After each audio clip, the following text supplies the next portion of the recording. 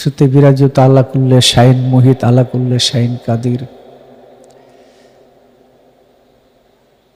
আল্লাহ পাক তার নিজ নূর হইতে নূরের প্রকাশ ঘটাইলেন, নূরে মোহাম্মদকে সৃষ্টি করলেন। সেই নূরে মোহাম্মদী হযরত আদমের পেশানিতে রাখলেন। এই ধারায় প্রবাহিত হইয়া আমাদের মহানবী সাল্লাল্লাহু তাআলা সাল্লাম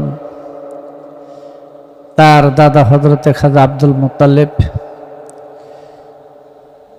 এখানে আইসা সেই নূর দুই ভাগে বিভক্ত হইল। রাসূল পাক সাল্লাল্লাহু আলাইহি ওয়াসাল্লাম নিজে পরিচয় দিলেন, আমার বংশধর কখনো অপবিত্রতা বিবাহের মাধ্যমে আসে নাই, পবিত্র নরনারীর মাধ্যমে আমার আগমন ঘটেছে। হযরত আব্দুল মুত্তালিবের মধ্যে এসে সেই নূর দুই ভাগে বিভক্ত হইলেন। হযরত খাজা আবু তালেবের মধ্যে এক অংশ, হযরতে আব্দুল্লাহ আলাইহিস সালামের মধ্যে আরেক অংশ।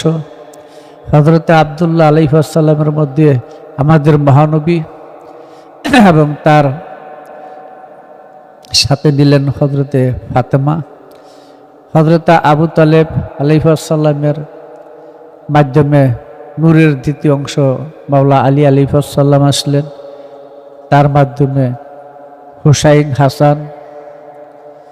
কাজী হযরতে মাওলা আলী এবং হযরতে খাতুনে জান্নাত বা ফাতেমাতুজ জোহরা আলাইহিস সালাম দুইজনের মিলনে পৃথিবীতে নূরের দ্বিতীয় তৃতীয় অংশ হযরত ইমাম হুসাইন এবং হাসান আসলেন। কাজী ইনারা হলেন এক নূরের পঞ্চ রূপ, এক নূরের পঞ্চরূপ বলা হয় পাক পাঞ্জাতন। অনেক ইতিহাস এই সম্পর্কে কোরআনে হাদিসে অনেক কথা আছে, আমি সংক্ষিপ্ত এইটুকু নিয়ে আসলাম। আলী, মাওলা আলী তিনি কাবাগরে জন্ম নিয়েছেন, এটা সবাই জানে। মাওলা আলী যদি কাবাগরে জন্ম না নিতেন তাহলে ওটা আল্লাহর ঘর হতো না। এটা জাহিরিতে যেরকম সত্য, বাতিনিতে ওরকম চিরসত্য। এবং এই মাওলা আলীর রহস্য, মাওলা আলীর শান মান মর্যাদা পৃথিবীর কোনো মানুষ বর্ণনা করে শেষ করতে পারবে না। এমন এক রহস্যময় জগৎ যে এটা এত বড় যে এটা সাধারণ মানুষের পক্ষে বা কোনো মানুষই তার বর্ণনা শেষ করতে পারবে না। তাই খাজা গরবে নামাজ এই সম্পর্কে বলছেন, ওসপে আলী বে গুপ্তি হু মুমকিনুন নিস্ত, গুঞ্জাইশে বাহরদার সাবু মুমকিন নিস্ত, মান যতর বে ভজিবে কে দোনাম এলাল দোনাম কে মসলু মুমকিন নিস্ত। খাজা গরবে নামাজ তার দেওয়ান এই কথাটা বললেন যে আলীর প্রশংসা বর্ণনা করে শেষ করা যাবে না। যেমন ঘটিকে, সাগরের পানিকে যেমন ঘটিতে রাখা যায় না, আমি মাওলা আলীর সত্তা সম্পর্কে কি বা জানতে পারি, শুধু এতটুকু বলতে পারি আলীর সমতুল্য কেউ নাই। এই মাওলা আলী তিনি শহীদ হইলেন, ফাতেমা তিনিও শহীদ হইলেন, ইমাম হাসান শহীদ হইলেন। আসাসের মেয়ে জায়কার 1 লক্ষ টাকা ঘুষ খেয়া হীরক নাম চূর্ণ বিষ ইমাম হাসানকে পান করাইছিলেন, যার ফলে কলিজাগুলি টুকরা টুকরো হইয়া ভূমির সাথে মুখ দিয়ে বের হয়ে আসতো। এই অবস্থায় তিনি শহীদ হয়ে গেলেন। সেই আসাসের ছেলের কারণে ইমাম হাসানও মরলেন। সেই আসাসের কে রাসূল মদিনা থেকে বের করে দিয়েছিলেন, তবু তার বর্ণনা বুখারীতে এখনো আছে। যাক, ইমাম হুসাইন তিনি সম্পর্কে খাজা গরিনাথ বলছেন, শাহ আস্ত হুসাইন, বাদশাহ আস্ত হুসাইন, দিন আস্ত হুসাইন, দিন পানা আস্ত হুসাইন, সেরদাদ ওয়া নাদাদ দস্তে দরে দস্তে ইয়াজিদ হক বনায় লা ইলাহা আস্ত হুসাইন। হুসাইন ধর্ম, হুসাইন হুসাইন ধর্মের সম্রাট, হুসাইন ধর্মের বাদশাহ, হুসাইন ধর্ম, হুসাইন ধর্মের আশ্রয়। ইহাই সত্য যে সে এজিদের কাছে মাথা দিলেন তবু হাত দিলেন না, এবং ইহাই সত্য যে লা ইলাহার ভিত্তিটাই হলো ইমাম হুসাইন। হুসাইনের রহস্য কত বড়! লা ইলাহা ইল্লাল্লাহর মূল ভিত্তি স্বয়ং নিজে ইমাম হুসাইন। এটা সাধারণ কথা না। একটা মানুষ যতদিন জীবিত থাকে এরকম যদি লক্ষ মানুষও বর্ণনা করতে থাকে, হুসাইনের মর্যাদা সম্মান কোনোদিন শেষ করতে পারবে না। যে সেই হুসাইন এমনই ছিলেন, হুসাইনের দরজা মুহাম্মদী দরজা থেকে একটা ধাপ উপরে। এটা বুঝতে হবে, মুহাম্মদী দরজা থেকে একটা ধাপ উপরে, মুহাম্মদ সাল্লাল্লাহু আলাইহি ওয়াসাল্লাম থেকে একটা ধাপ উপরে হুসাইনি মর্যাদা। হুসাইন মূল ভিত্তি, পাত্র, সমস্ত কিছুর ধারক বাহক। কাজী রাসূল পাক সাল্লাল্লাহু আলাইহি ওয়াসাল্লাম এই হুসাইন আলাইহিস সালাম যখন জন্মগ্রহণ করেন তখন আল্লাহ পাক এক ফেরেশতাকে পাঠাইলেন, যাও তুমি আমার হাবিবের কাছে হুসাইন আলাইহিস সালামের জন্মের অভিবাদন সুসংবাদ জানায় আসো। সেই ফেরেশতা পৃথিবীতে আসতে যে এক দ্বীপের মধ্যে উপর দিয়ে আসতেছিলেন, সেখানে একটা শাস্তি ভোগ করতেছিলেন ফত্রাস নামক একটি ফেরেশতা। সে বলল যে ভাই তুমি কোথায় যেতেছো? কারণ নবীর নাতি ইমাম হুসাইন আলাইহিস সালাম জন্মগ্রহণ করছেন, তার সুসংবাদ দেওয়ার জন্য আমি আল্লাহর হাবিবের কাছে যেতেছি। বলল তাহলে তুমি আমাকে নিয়ে যাও। তিনি তাকেও নিয়ে আসলেন। তখন সে বলল যে আমি আল্লাহর কাছে একটা অপরাধ করছি, সেই কারণে আমি আমার পাকা হারা এই দ্বীপের মধ্যে বসবাস করতেছি, যদি আমাকে আল্লাহ পাকে একটু মাফ করে দিতেন। তখন ওই ফেরেশতা বলছে তুমি হুসাইনের গায়ে হাত দিয়া আল্লাহর কাছে তওবা করে মাফ করে দিবেন। হুসাইন শিশু হুসাইন জন্ম নিয়েছে ভূমিষ্ঠিছে, তার গায়ে হাত রেখে যখন সে তওবা করলো আল্লাহ পাক মাফ করে দিলেন। সেই হুসাইন আলাইহিস সালাম রাসূল একদিন নামাজে সেজদা দিলেন, কাদের মধ্যে উঠে বসলেন। আমি সংক্ষেপে দু একটা কথা বলি। কাদের মধ্যে বসলেন, নাতি কাঁধে উঠছে, রাসূল সেজদায় দিচ্ছেন, আল্লাহ বলছিল হাবিব মাথা উঠাবেন না, যতক্ষণ হুসাইন নিচে নাম ততক্ষণ তো আপনি সেজদাতে তাসবিহ পাঠ করেন। কয়বার পাঠ করে? 3 বার। আর সেদিন রাসূল পাঠ করছে কত? 70 বার। যখন হুসাইন নেমে গেল তিনি সেজদা উঠাইলেন। সাহাবের হলো হুজুর ওহী নাজিল হয়েছিল গেলেন, না ওহী নাজিল হয় নাই, আমার হুসাইন আমার কাঁধে বসছিল, আমি যদি ওই সময় মাথা উঠাই সে পুরো ব্যথা পাবে, তাই আল্লাহ পাক নিষেধ করছেন যেন আমি মাথা না উঠাই। খেয়াল করে দেখো, হুসাইন কারণে রাসূলের 3 জায়গার তাসবিহ 70 বার পাঠ করতে হয়েছে। সেই হুসাইন আলাইহিস সালাম কে একদিন রাসূল পাক সাল্লাল্লাহু আলাইহি ওয়াসাল্লাম জিজ্ঞাসা করলেন, হুসাইন তুমি বড় না আমি বড়? জিজ্ঞাসা করলো। হুসাইন বলল আমি বড়। বললো কিভাবে? বলল আমার নানা নবী, কিন্তু আপনার নানা কিন্তু নবী না। আমার মা নবীর মেয়ে, আপনার মা কিন্তু নবীর মেয়ে না। আমার মা নবীর মেয়ের জামাই, আপনার মা কিন্তু নবীর মেয়ের জামাই না। হ্যাঁ? রাসূল জড়ায় ধরে বলল হুসাইন সত্যি তুমি আমার বড়, এটা আমার নাই, তোমার আছে। রাসূল পাক সাল্লাল্লাহু আলাইহি ওয়াসাল্লাম তার হুসাইনকে নিয়ে হাসানকে নিয়ে যে রহস্যময় কালাম কথা কর্ম প্রকাশ করছেন তা কিয়ামত পর্যন্ত বর্ণনা করে কেউ শেষ করতে পারবে না। এক নিগুড় রহস্যের খেলা তাদের মধ্যে ছিল। হাদিস শরীফে লক্ষ্য করলে দেখা যায় কোরআনে আমার জানা 263টা আয়াত ওদের সামনে নাজিল হয়েছে, মাওলা আলীর সামনে 300 আয়াত নাজিল হয়েছে। এদেরকে বিভিন্নভাবে তুলে ধরা হয়েছে কোরআনে হাদিসে।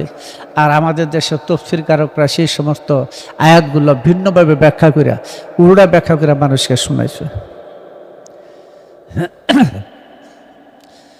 এখন সেই হুসাইন আলাইহিস সালাম তিনি কারবালায় গেলেন। ঘটনা আর বলবো না, কারণ অনেকেই ঘটনাগুলি বলে, অনেকেই কিস্সাগুলি তুলে ধরে, আমিও তুলে ধরি। এই আজকার এই ঘটনা তুলে ধরবো না। সেইখানে তিনি শহীদ হইলেন। একটা জিনিস বুঝার বিষয়, আমি খালি মাঝখানে দুই একটা কথা বলবো। যারা হুসাইন আলাইহিস সালামের বিরুদ্ধে যুদ্ধ করছেন তারা কি হিন্দু ছিল, খ্রিস্টান ছিল, বৌদ্ধ ছিল, ইহুদি ছিল, নাসারা ছিল, শাক্ত ছিল? তারা বেশভূষণে আর দাবিদার ছিল মুসলমান, এর বেশি না। বেশভূষণটা দিয়ে আর দাবিদার ছিল আমরা মুসলমান। ওইখানে ছিল 250 কোরআনে হাফেজ, কারো কারো মধ্যে 700 ইমাম, তথাকথিত মসজিদের ইমাম, কোরআনে মুফাসসির উমর বিন সাদ, ইনারা ছিল। 30,000, কোথাও কোথাও 22,000ও লেখেন। ইনারা ইমাম হোসেনের বিরুদ্ধে যুদ্ধ করছিলেন নাকি? এরা কিন্তু কোরআনে হাফেজও ছিল, এরা তফসির কারকও ছিল। কিন্তু আশ্চর্য, যাদের প্রতি বিশ্বাস রাখা, যাদের প্রতি মহব্বত রাখা, জান্নাতের স্বীকৃতি দেওয়া, স্বীকৃতি পাওয়া, যাদের বিরোধিতা কুফরি, যাদেরকে মহব্বত করা ফরজ। কুল্লা আস আলুকুম আলাইহি আজরান ইল্লাল মাওয়াদ্দাতা ফিল কুরবা, কোরআনে সুন্দর করে আল্লাহ বলে দিয়েছেন, এদের প্রতি মহব্বত রাখা, মাওয়াদ্দাতা রাখা, ভালোবাসা রাখা উম্মতে মুহাম্মদের জন্য ফরজ, মুনাফিকদের জন্য না, বেঈমানদের জন্য না, এজিদের জন্য না, এজিদের লোকদের জন্য না, এজিদের ধর্মের দ্বারা দাখল তাদের জন্য না, যারা উম্মতে মুহাম্মদী তার জন্য ফরজ এই আহলে বায়াতের প্রতি বিশ্বাস রাখা কোরআন মতে। কাজী যখন হুসাইন কারবালার মধ্যে 10ম দিন যেই বক্তব্যটা দিয়েছিলেন সেটা হলো হালমিন নাসরিনিয়ান সুরনা, আমাদেরকে সহযোগিতা করার মধ্যে তোমাদের মধ্যে কি কেউ নাই? কেউ সাড়া দেয় নাই। শেষে বললেন আলাম তাসমাউ, তোমরা কি শুনতে পাও না? তাতেও তারা সাড়া দিল না। এই তৃতীয় যে বাক্যটা তিনি পেশ করলেন, এটার দ্বারাই উম্মতে মুহাম্মদিয়ার এজিদের উম্মত, এজিদের দল, এটা প্রমাণ হয়ে গেল। তিনি বলছেন আলাইসাফি মুসলিমুন, তোমাদের মধ্যে কি একজন মুসলমান নাই? তাহলে 30,000 নামধারী মুসলমান, জুব্বা টুপি পাগড়ি পরেওয়ালা মুসলমান, কোরআনে হাফেজ, কোরআনে তফসির, মসজিদের মোল্লা মৌলবী, এরা কি মুসলমান? ইমাম হোসেন পরিষ্কার করে দিলেন যে কোরআন মুখস্থ করলে সে মুসলমান হইতে পারে না, কোরআনে তফসির কারক হলে সে মুসলমান হইতে পারে না, মসজিদে ইমামতি করলে সে মুসলমান হইতে পারে না, যে পর্যন্ত না আহলে বায়াত পাক পাঞ্জাতের প্রতি তার মহব্বত না থাকবে।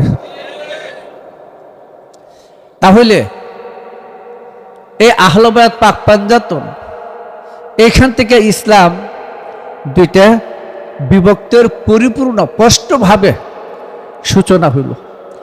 আমরা মাদ্রাসার মোল্লারা কোরআনে হাফেজ আছে না, তফসির কারক আল্লামা হয়, এরা মুহাদ্দিস মুফাসসির হয়, কিন্তু আহলে বায়াতের মহব্বত যদি তাদের মধ্যে না থাকে, ওরা কাট্টা কাফের, ওরা মুসলমান না। মুসলমান নামধারী ইবলিস, শয়তান, ইন্নাহু লাকুম আদুম্মুম মুবিন, প্রকাশ্য শত্রু শয়তান মানুষ রূপে, এরা মুসলমান না। এখন একটা প্রশ্ন দাঁড়াইল, এই সমস্ত আলেমদের থেকে, এই সমস্ত আল্লামা, এই সমস্ত মুহাদ্দিস মুফাসসির থেকে, এই সমস্ত মুসলমানদের থেকে, কোরআনে হাফেজ থেকে একদল দত্ত বংশের হিন্দু ব্রাহ্মণ জাতীয় তারা শ্রেষ্ঠ। কারণ হোসেন আলাইহিস সালাম যখন কারবালায় এই কাফের ইয়াজিদের সৈন্যদের বিরুদ্ধে যুদ্ধ রত হইতে যাইতেছেন, এমনি মুহূর্তে কিছু সংখ্যক দত্ত বংশের ব্রাহ্মণ তো নিচে হিন্দু ধর্মের, এরা এসে হুসাইন আলাইহিস সালামের সামনে তলার সমর্পণ করে বলল, প্রভু আমরা আপনার এই অবস্থাটাকে আজকে 10 দিন ধরে লক্ষ্য করতেছি, কে সত্য কে মিথ্যা এটা আমরা বিবেচনা করতেছিলাম, কিন্তু যখন আপনার পরিচয় পেলাম আপনি আখিরি নবীর নাতি, তখন আমরা সত্য এবং মিথ্যার প্রভেদ বুঝে ফেলাইলাম। তখন আমরা এই যে আমাদের অস্ত্র নিয়ে আসছি, আপনার পক্ষে আমরা যুদ্ধ করব। তিনি প্রথম খুব একটা রাজি ছিলেন না, পরবর্তীতে তাদের দৃঢ় মনোভাব দেখে তাদেরকে তিনি অনুমতি দিলেন। তখন এই দত্ত বংশের ব্রাহ্মণ জাতি ইমাম হোসেন আলাইহিস সালামের পক্ষে যুদ্ধ করে শহীদ হয়ে গেছিলেন। সেইখানে 3 জন ব্রাহ্মণ বাঁচা গেছিলেন, তারা বর্তমান ভারতের লক্ষ্ণৌর মধ্যে আছেন। সেইখানে অনেক সিনেমার বা অনেক নায়করা আছেন, সেই হোসাইনি ব্রাহ্মণ বলে পরিচিত। এখন ওই জায়গার মধ্যে প্রতি বৎসর তাদের মন্দিরের মধ্যে হুসাইনের তাজিয়া বানায়, সেইখানে তারা তার সম্মান অভিবাদন জানাইতেছেন। তাহলে ওই সমস্ত কারবালার মধ্যে যে সমস্ত কোরআন হাফেজ মুহাদ্দিস মুফাসসির ছিলেন তাদের থেকে লক্ষ লক্ষ গুণ ওই হুসাইনি ব্রাহ্মণ জাতি ভালো, বুঝা না?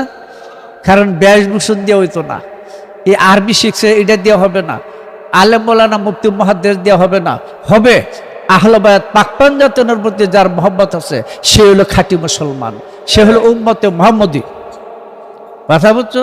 আর কেউ এই জায়গাত নাই। আল্লামা জামি বলছিলেন, জানে মান নাসারাম মনম গুলাম গুলামাইন হুসাইন, আমি হইলাম তার গোলাম, আমি হুসাইনের গোলাম হইতে চাই না, এটা বেয়াদবি। আমি হইলাম হুসাইনের গোলাম, যে হয়েছি সেই গোলামের গোলাম। কত বড় আদব তিনি দেখাইছেন, কথাটা বুঝো। যত বড় বড় জ্ঞানী আধ্যাত্মিক জগতে যত উচ্চ স্তরের সাধক রয়ে গেছে তারাই এই হুসাইনের প্রশংসা করে গেছেন, গেছেন না? আমাদের সমাজে এখন মরসিয়া করতে দেয়, হুসাইনের নামে যে মরসিয়া পড়ে, আগে ওইখানে নাগের চর্চ ছিল, এটা একদল মোল্লারা তখন ফতোয়া দিয়েছিল, আমি পরে গেছিলাম, কিন্তু পরবর্তীতে তারা এটা রক্ষা করতে পারে নাই। এই মরসিয়া গাওয়াটা রাসূলের বংশধরদের সুন্নত।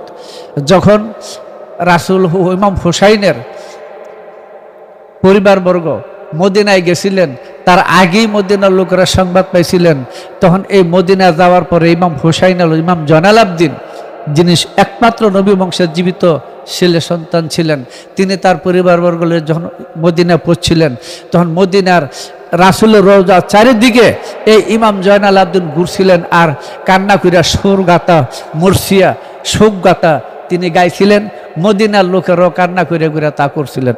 এখন দেখবেন আমাদের দেশে একদল মুসলমান নামক দজ্জালের দল আছে, তারা বলে মরসিয়া গাওয়া যাবে না, এটা জায়েজ না, বলে না? এটা সেই এজিদের দল, এরা এটা করছে, এরা এজিদের দল, এরা মুসলমান না, এরা নবীর উম্মত না যারা এটা করে। কথা বুঝছেন?